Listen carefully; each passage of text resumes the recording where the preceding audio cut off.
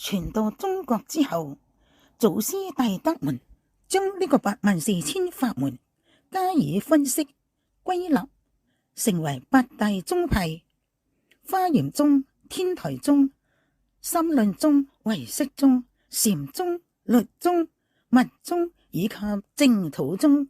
可以講展開起嚟就係84000法門，歸納起嚟即為8大宗派。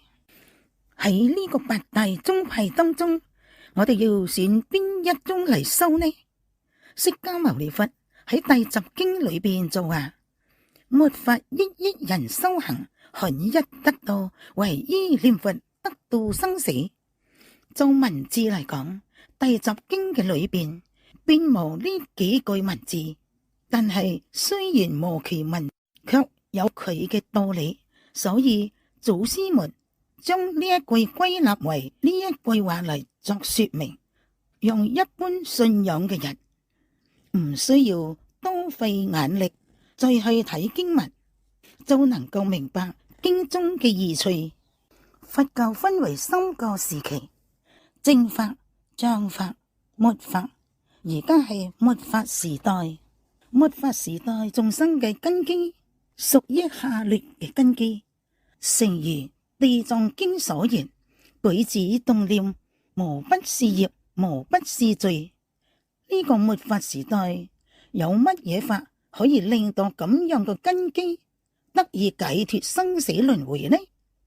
釋迦牟尼佛話：唯依念佛得度生死。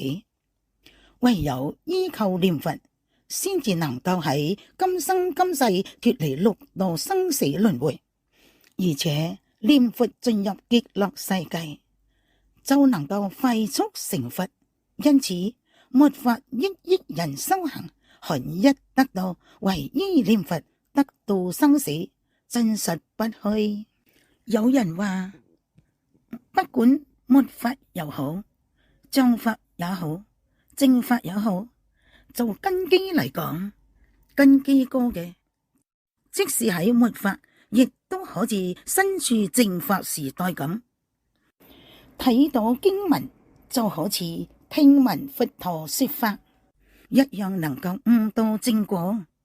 根基下嚟嘅，即使身處正法時代，親自聽聞佛陀說法，亦都無法解脫。但係事實並非咁嘅，隨着時代演進，不論外在嘅環境也好，或者人嘅心地又好，與正法時代係相差甚遠，可以講每況愈下。如果以而家眾生嘅根基，即使遇到佛，亦都唔一定能夠解脫，更何況而家係身處五濁之世無佛嘅時候，之所以會有上述嗰種講法，其實係對自身根基仲唔了解。尤其係現代短短幾十年裏邊嘅變化，可以講超越咗中國歷史嘅5-6千年。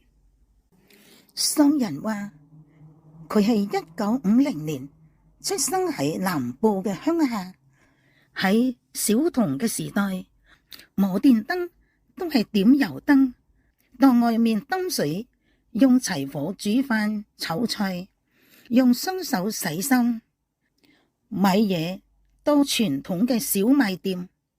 嗰個時代電影先至剛剛起步，亦都冇電視睇戲，只有搭台戲。10幾歲之後先至有電話，社會亦都係從農業時代逐漸進入工業時代、商業時代，到而家係咩時代呢？係電氣化時代，係網際網絡時代。而家全部都係電子爐、瓦斯爐，全部都係日光燈、LED 燈，全部都係自來水、過濾水，全部都係洗衣機。從半自動發展到全自動，交通工具係搭飛機、搭高鐵，聯絡多數都係用手機，連手機都係用三支、四支，幾乎冇人要用二支噶啦。而家又有 Line，又有微信，已經好少人喺傳短信噶啦。買嘢已經逐漸利用網購，咁樣種種都係時代物質文明進步嘅證明。科技發達，一日千里，讓我哋嘅生活更加便利。不過相對嘅心性嘅污染就如江河日下。喺過去淳樸嘅時代，冇目前咁樣花花世界嘅污染，大多數人都可以平靜嘅好好打坐修行。但係而家喺無論到邊個深山叢林，都冇可能平靜，因為都有路相通，有車到達，有人會嚟進入干擾。尤其是現代嘅小朋友係點樣長大嘅呢？係睇電視、打電腦同埋滑手機長大嘅。咁要點樣修行呢？近代有名嘅廣音老和尚，佢年輕嘅時候所處嘅嗰個時代生活淳樸，喺深山修行可以入定。換成現代嘅人，點有可能入定呢？因為冇嗰種心身，亦都冇嗰種環境咯。因此，末法時代物質文明越是一日千里，社會風氣越驕薄，修行有心無力，正果遙遙無期。呢個係道計當今嘅現象，可以講獨木雞事。從物質方面嚟講，後生利用之術一日千里，然而斷惑正真之道如江河日下，呢個係無可置疑嘅事實。所以佛陀預先斷言，末法時中罕一得道。因此84000法門當中，除咗念佛之外，我哋根本冇可能修得起。所以佛陀先至會話，唯依念佛得度生死。有一句法語話，84000法門六字全修，釋迦牟尼佛一生所講嘅經典法門、修行方法所證得嘅果位功德，全部都收納喺南無阿彌陀佛六字當中。南無阿彌陀佛呢一句名號雖然只有6個字，呢6個字當中完全具足所有嘅功德。所以我哋唔一定要去修各種法門先能夠得到所需嘅功德，相反嘅，只要念佛所得嘅功德更大。更何況以我哋嘅根基嚟講，念佛念唔得嚟，修其他嘅法門係修唔嚟㗎。現代社會個個都咁忙，生活壓力又好大，苦惱非常多，想要收拾其他法門邊有可能？唯有南無阿彌陀佛六字名號，無論邊個，無論何時，無論何地，喺邊個情況之下都可以念佛。所以就功德嚟講，佢收納具足84000法門嘅功德。就方法嚟講，只有6個字嘅啫，非常單純。因為單純所以簡單，因為簡單所以容易，簡單容易個個都做得到，所以先至話84000法門六字全修。又有一句法語話，六字統攝萬法，一門即是普門。南無阿彌陀佛六字將84000法門全部通通收攝包含，亦即係天台、華嚴、心論、唯識、禪宗、密宗，只要念佛全部統攝，全部包含，係無缺少嘅。一門即是普門，念佛法門就係世間所有人都能夠普及做得到嘅法門，亦都係普遍含攝六度萬行嘅法門。就好似我哋要出去買嘢，本嚟係要帶住1000蚊、500蚊、100蚊，甚至有時亦都會帶備50蚊、10蚊喺身上。但係如果有一張信用卡，就唔需要帶咁多唔同面額嘅鈔票啦。出門就可以通行無阻，呢一張信用卡就係等於所有嘅鈔票，呢個就係一種嘅比喻。你有一句法語話，一句阿彌陀佛，居羅八救，圓攝五宗。居羅係總包含嘅意思，八救係天台宗嘅半救。天台宗將釋迦牟尼佛一生所講嘅法分為8種，藏通別圓頓漸秘密不定。呢啲道理非常深奧，對於一般人嚟講，若非頭腦聰明、記憶力高強、對學問好有興趣嘅，恐怕係研究唔出嚟。但係相反嘅，一個人雖然唔識字，若果佢肯念佛，咁天台宗所講嘅藏通別圓頓漸秘密不定，通通都包含，無缺少，甚至超越。所謂半教，都係各自企喺本宗嘅立場嚟同其他教派或者其他法門嚟作比較，經由比較嚟凸顯本宗教理之殊勝。以天台宗所伴本身之教稱為頓教，亦都稱為圓教，但係頓教也好，圓教也好，都冇離開過念佛法門。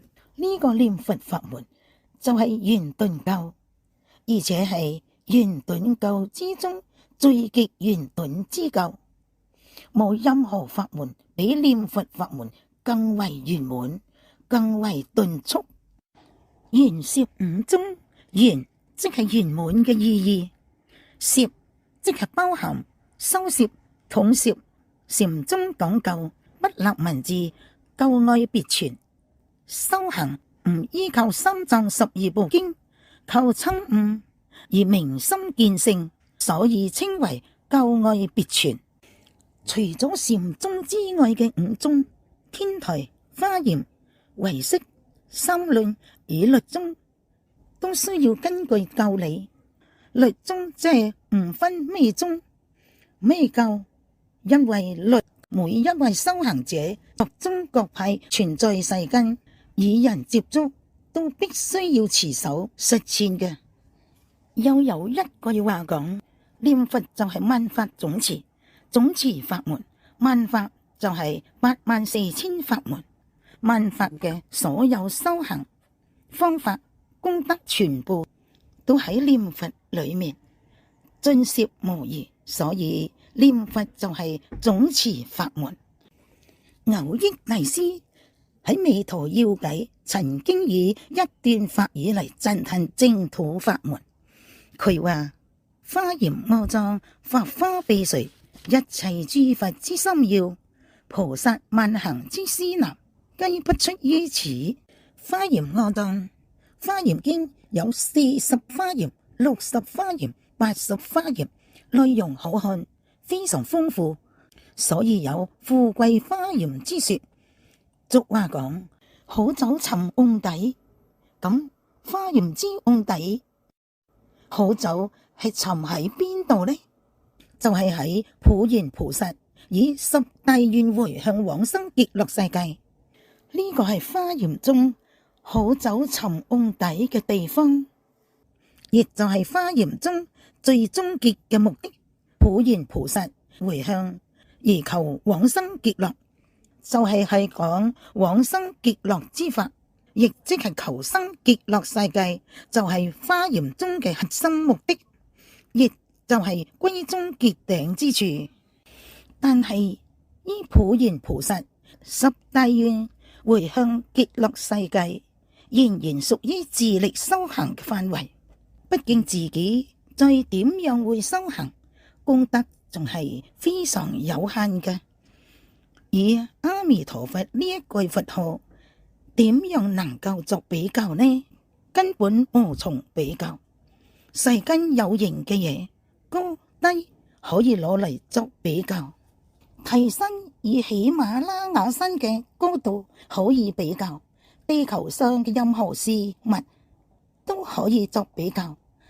但係地球上嘅事物要點樣與天作比較呢？根本無從比較，因為十大願王求生極樂世界，仍然不如專一念佛往生極樂世界。所以話皆不出於此，都無超出念佛嘅範圍。善導大師早就講過，縱行雖名是善，若比念佛者，全非比較也。稱為念佛係依據阿彌陀佛48大願之中嘅根本願第18願。第18願係完全靠佛嘅功德，佛嘅願力直接往生極樂世界。若果係以念佛之外嘅其他修行嚟回向往生，咁都係屬於第19願。第19願係行者自己發菩提心，修諸功德，係以凡夫嘅心嚟發菩提心，修六度萬行，如心腹、六和、心學、六度、十大願，以呢個嚟作回向，全部屬於自力修行，咁樣嘅功德非常少。以專念阿彌陀佛嘅功德，自然係無法比較噶。念佛係直接領受阿彌陀佛嘅功德，所以唔只係喺方法上有所不同，往生極樂世嘅境界亦都相差太大。念佛往生係即時花開見佛，若非念佛往生，而係回向往生，就生喺胞胎之中。若欲花開見佛，就要等待，時間長短唔定，快慢不一。念佛往生極樂世界之後，就係一生補處。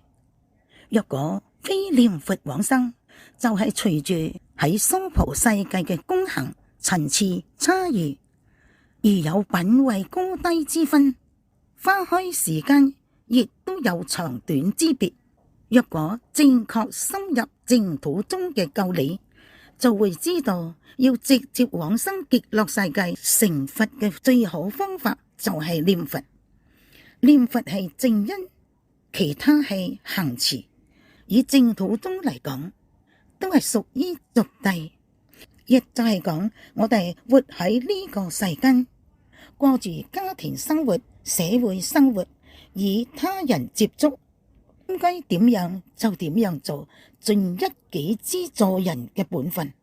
所以呢個係盡本分嘅一個過程，並非往生極樂世界正因。正因只有呢一句名號，彌陀本身與彌陀名號係一體嘅，係相即不二，異而不異，不二而一嘅。因為佛個境界係體與名係一而嘅，而且極樂世界與阿彌陀佛本身亦都係一體相即，異而不異，不二而一嘅，係依報正報係一體嘅。因此我哋若果要進入極樂世界，當然要念阿彌陀佛嘅佛名，靠阿彌陀佛嘅佛力。所以話華嚴阿藏無離開呢一句彌陀名號。法華秘髓，法華經嘅秘密骨髓之處喺邊度？有兩點。第一點，法華經話：若人生亂心，入於塔廟中，一稱南無佛，皆共成佛道。法華經係闡述成佛之道嘅經典，所以稱之為成佛法花。呢一首偈語係講，不論喺邊種因緣下，只要曾經念一句佛號，就種下咗一顆成佛種子，將來因緣會合時，自然會成佛。但係成佛時間喺未來因緣會合時，而唔係當下今生就成佛。第二點，依照《法華經》修持，將來亦都係喺菩薩圍繞嘅蓮花之中，花開見佛。《法華經》第23藥王本事品話：聞是經典，如說修行，於此命中，即往安樂世界。阿彌陀佛大菩薩眾圍繞住處，生蓮花中，寶座之上。所以《法華經》亦都有提到念佛成佛，亦都有提到念佛蓮花化生。呢啲都係可以講明念佛往生極樂世界嘅狀況。《法華經》共有28品，其核心骨髓秘密就喺往生極樂世界，但係亦都無超越念佛，亦都不如念佛。總之，眾生若果無往生極樂世界，都仍然繼續輪迴。若果要離開輪迴，往生極樂，都要念佛。所以話富貴花嚴又好，成佛法花又好，其核心骨髓都係念佛往生極樂世界。一切諸佛之心要，呢裏邊所講嘅心要係指核心，十方三世所有諸佛嘅心要都喺念佛往生極樂世界。只要念佛願生極樂世界，所有佛法都包含喺其中。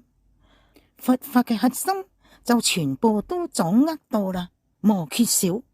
諸佛出世嘅本位目的亦都達成咗咯，無遺憾。菩薩萬行之師立，所有聖道法門嘅修持其實都唔容易，而且都要好長嘅時間。菩薩成佛需要勤修六度萬行，以數量嚟講，六度萬行係非常多嘅。所以話法門無量誓願學，以時間嚟講係相當長嘅。如果菩薩們能夠念佛往生極樂世界，就能夠快速圓滿菩提。所以菩薩萬行之師立指出乜嘢方向呢？就係念佛往生極樂世界。念佛往生極樂世界係菩薩萬行之方針所指嘅地方。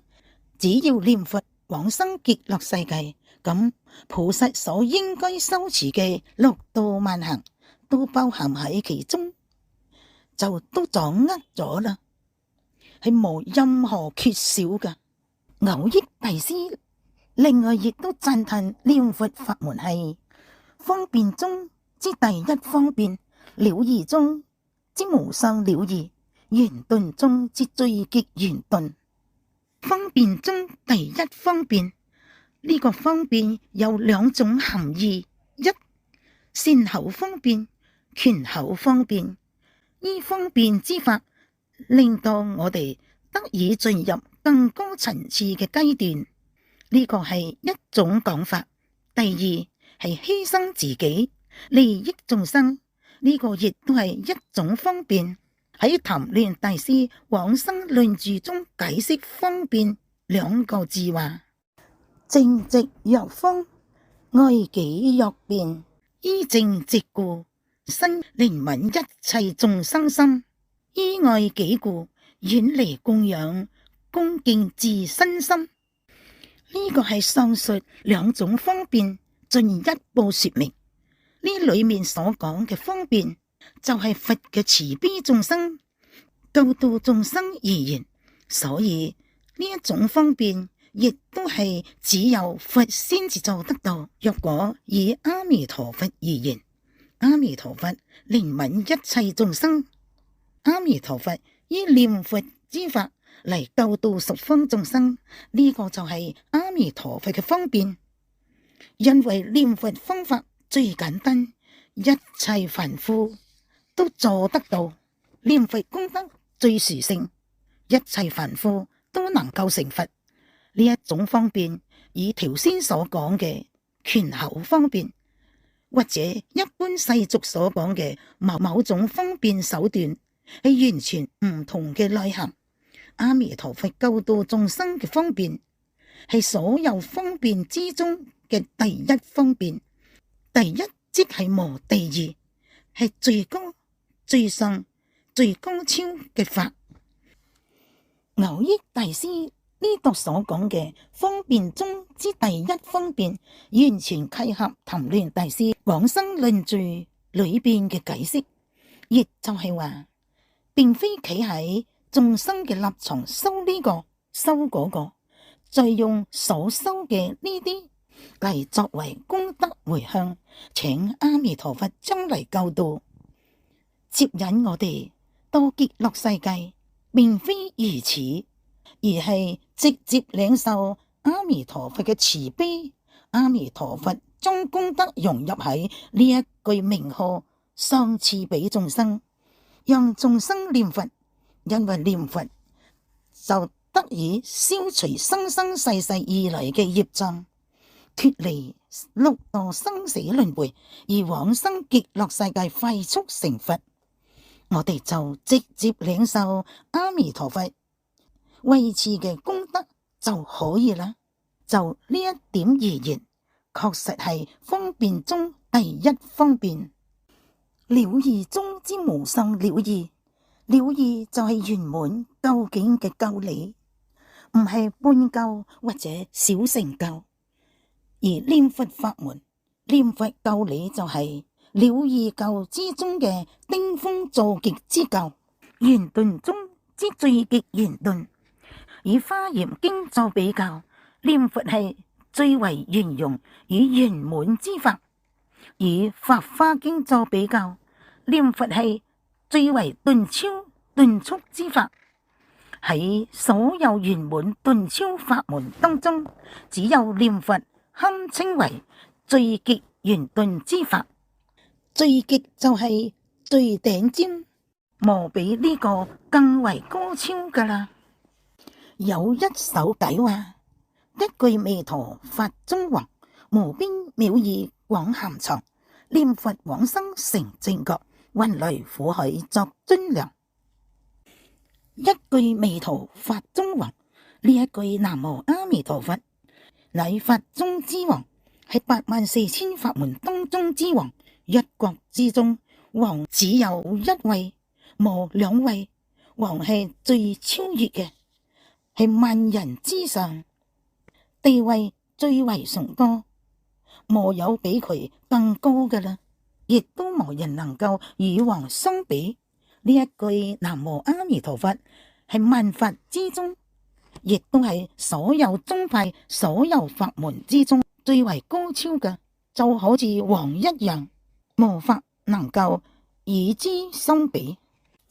無邊妙義廣涵藏，呢一句南無阿彌陀佛可以講係無上甚深微妙法，隱藏着釋迦牟尼佛所說嘅三藏十二部經84000法門，已經講以未講嘅無量無邊微妙深奧嘅佛理，全部包含喺一句南無阿彌陀佛之中，因此稱之為無邊妙義廣涵藏。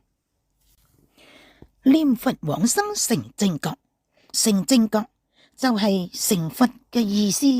無論何人，只要念佛即可以往生，往生即可以成佛。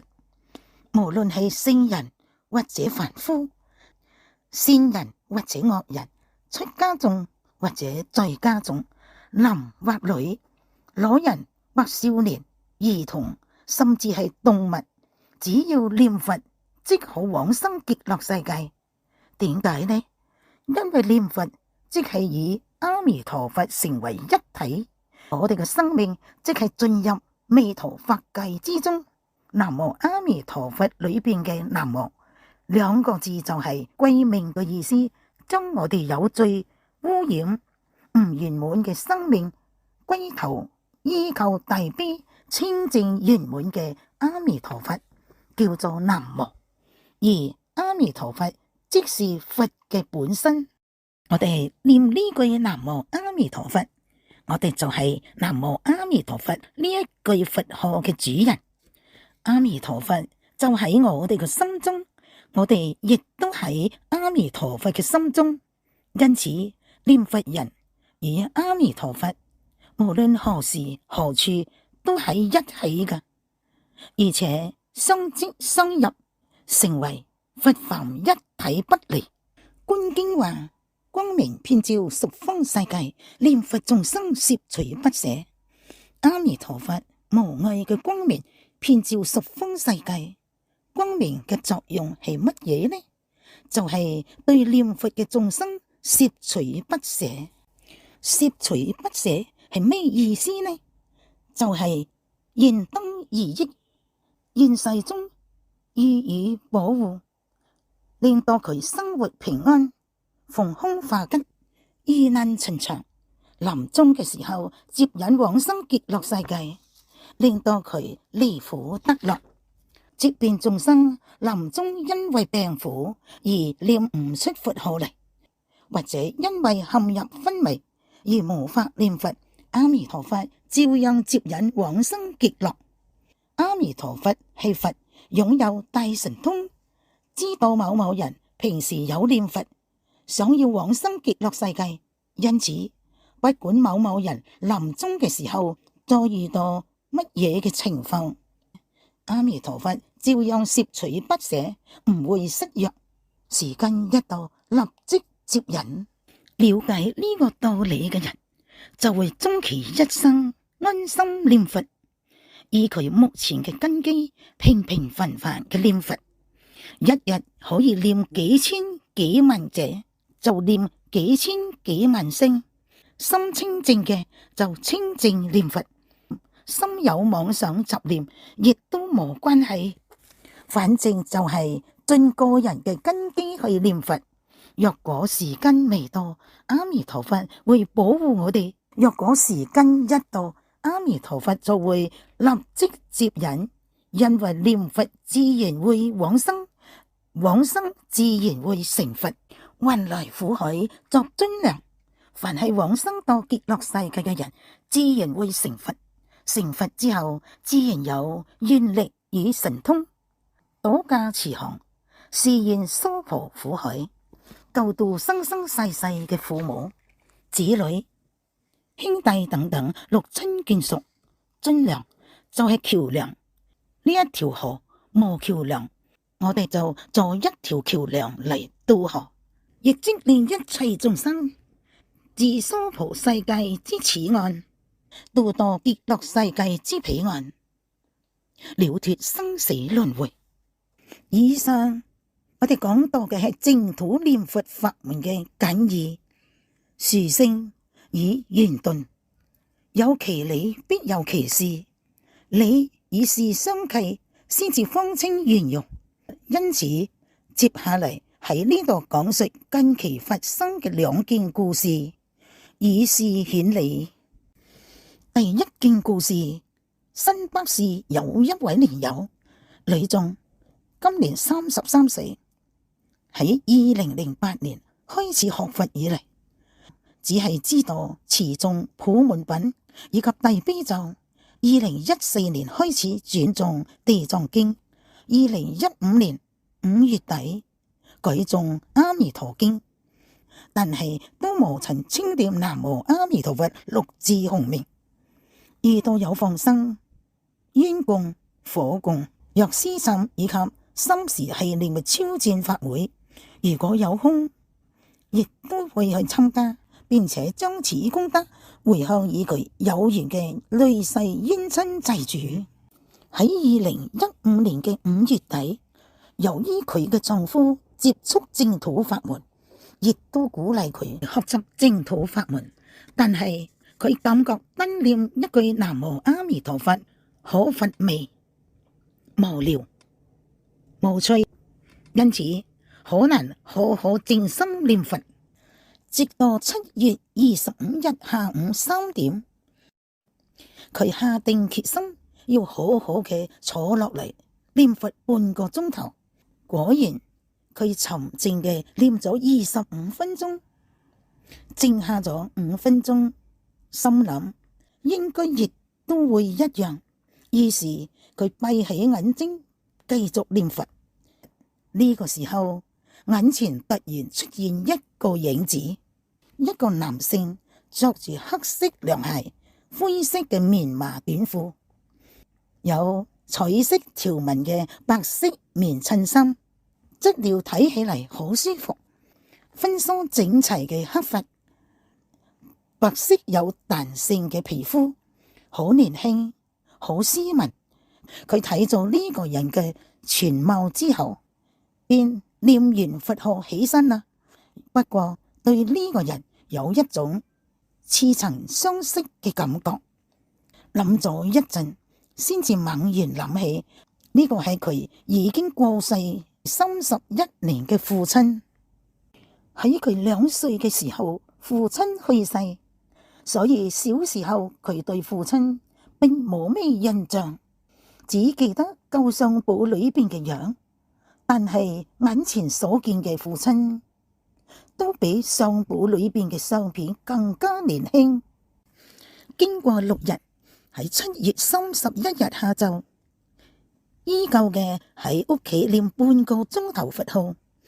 呢一次見到佢嘅父親盤腿端坐喺一朵大蓮花上面，面容慈祥，無比自在。又見到2隻孔雀交叉飛翔喺父親嘅身邊圍繞住，所到之處好似灑住金粉一樣，熠熠生輝。身後嘅背景就係一片晃耀又圓亮嘅金光。呢個代表咩意思呢？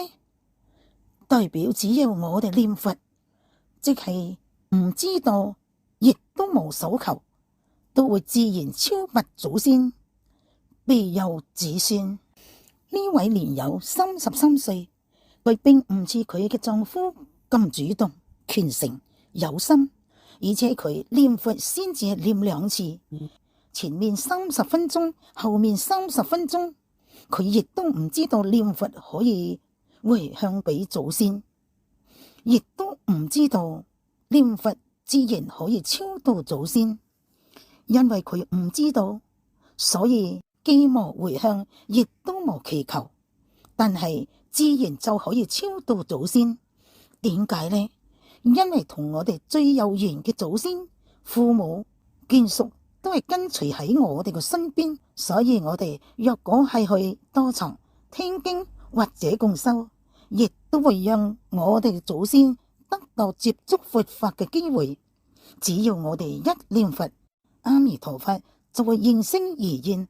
阿彌陀佛一出現，自然我哋嘅祖先亦都會睇到、接觸到，進而領受到阿彌陀佛嘅功德，蒙受阿彌陀佛嘅接引。第2件故事，台南有一位年輕女眾，舊年3月懷咗第2胎，嗰個時候佢非常歡喜啊，非常期待第2胎嘅寶寶能夠平安落地。可惜到咗舊年6月，懷胎3個月嘅時候，經過檢查，醫生發現 BB 胎死腹中。呢個點算呢？只可開刀取出胎兒。身為人母嘅佢非常傷心不捨。嗰段時間裏邊，佢每日都非常悲痛嘅以眼淚嚟洗面，但只能期盼呢個無緣嘅孩子能夠到一個更好嘅地方。呢個就係舊年6月嘅事。今年佢公公住院，屋企人都要輪流照顧。就喺今年4月嘅一個晚上，輪到佢去醫院照顧公公。由於隔離床空住，所以整個病房只有佢同公公2個人，空氣沉悶得令人感覺淒涼。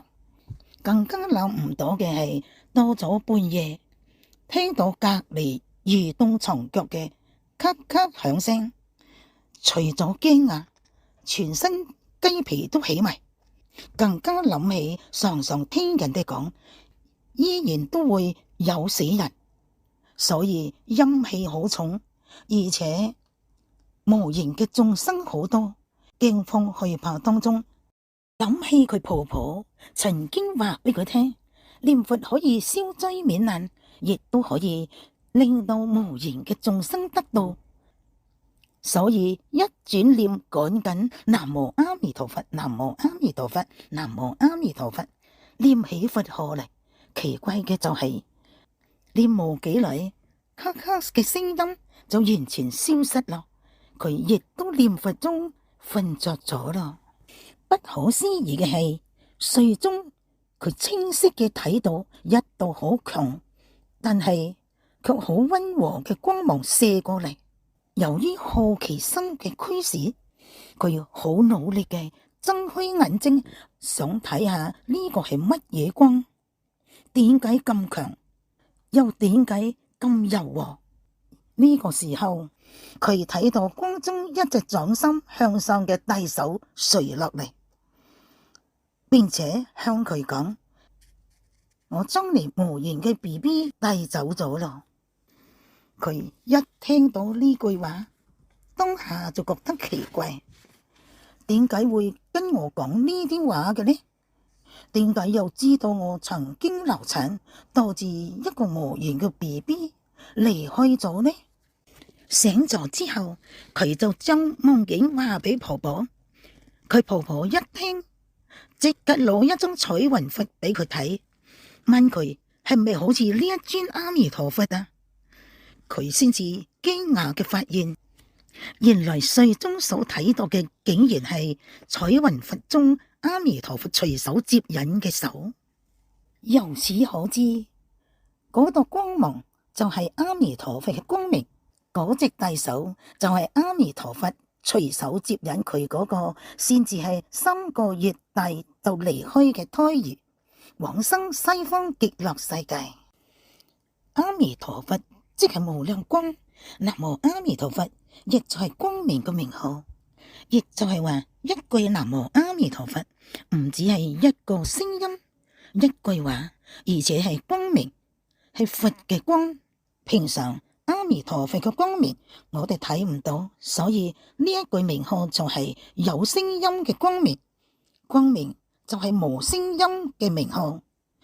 總嘅嚟講，呢一句南無阿彌陀佛就係阿彌陀佛嘅光明與呢一句名號集合，所以嗰日夜晚佢全城嘅念佛，念到瞓着咗，阿彌陀佛嘅光明就顯現將佢嘅胎兒接引到西方極樂世界。對當事人嚟講，佢平常冇念佛，亦都唔知道念佛嘅好處，佢係因為驚嚇恐怖先至會念佛。然而喺不知不求之中，阿彌陀佛已經將胎兒接引到西方極樂世界咯。點解呢？因為唔理得祖先又好，胎兒又好，子女兒孫又好，過世嘅人多半都會喺我哋個身邊，希望我哋俾佢功德，助佢超拔，就好似窮人冇得食冇得着，於是紛紛走去有錢人家嘅門口，等待人哋嚟救濟。平時冇念佛嘅人，冇功德可以俾人，等到佢念佛嘅時候就有功德俾人。念佛嘅功德可以令眾生離苦得樂，脫離六道輪迴之苦，得到往生極樂世界成佛之樂。所以當下念佛，當下即可以超度祖先，超度流產嘅胎兒，甚至附近嘅亡靈。呢個係念佛自然法語嘅功能。自然法語嘅意思係不管你知道唔知道其中嘅原理，或者係有冇咁樣嘅心，自然就具有嗰種功能存在。比方講藥物，若果將藥食入體內，不管我哋對藥物嘅原理係唔係了解，呢一粒藥物能夠治療乜嘢病症，不管我哋係有心食落去，定話係唔食，或者係被強迫食落去，只要藥食入我哋嘅身體，藥後自然會喺我哋嘅身體裏產生作用。呢個就係自然法義。呢一句南無阿彌陀佛，不管我哋有信心或者冇信心，了解道理或者唔了解道理，係歡歡喜喜嚟念，定話勉勉強強嚟念，不管我哋知道唔知道，係咪有喺度祈求，只要念佛就有呢一種功能利用，能夠讓我哋開智慧、消業障、化解冤業、超度亡者。當然，若果要超度親人，只要自己念佛就可以啦。方法簡單容易，後果立竿見影。了解呢個道理之後，就會領悟到我哋人生嘅價值、生活嘅價值、人生嘅意義、生活嘅意義，就係過住念佛嘅生活。念佛即係我哋嘅生活，我哋嘅生活最重要嘅、最有意義嘅、最有價值嘅就係念佛，亦就係念佛生活化，生活念佛化。